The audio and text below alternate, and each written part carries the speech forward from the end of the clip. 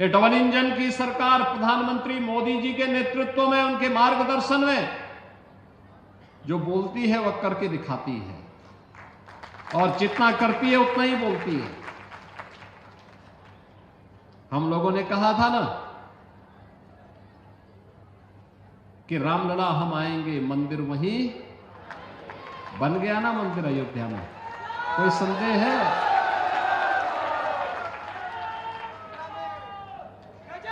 कोई संदेह है?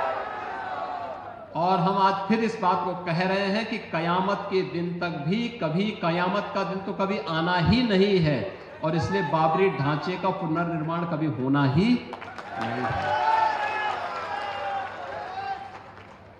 जो कयामत के दिन आने का सपना देख रहे हैं, ऐसे ही सड़गल जाएंगे, कभी वह दिन आने वाला नहीं है।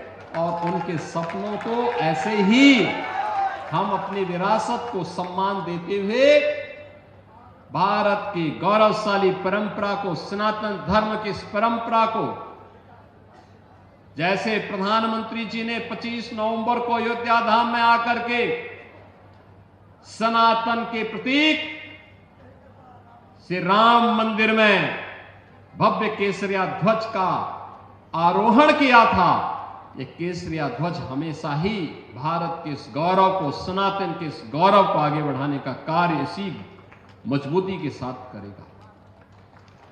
बहनों और भाइयों, आप याद करिए ना, अयोध्या में 500 वर्षों के बाद एक गौरवशाली क्षण हमारे सामने आया।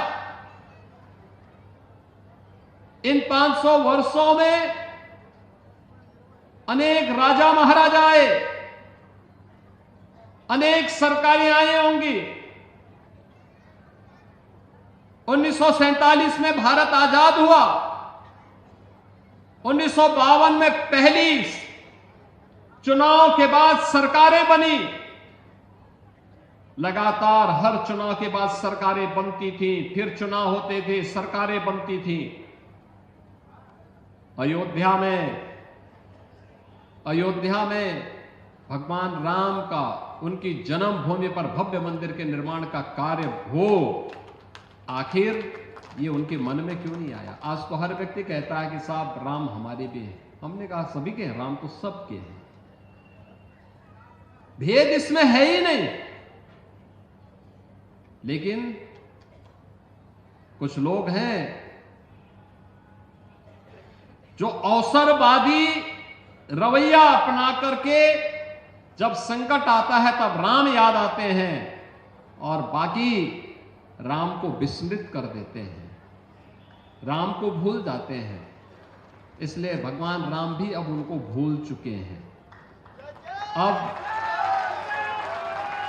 अब उनकी नैया कभी पार नहीं होनी है।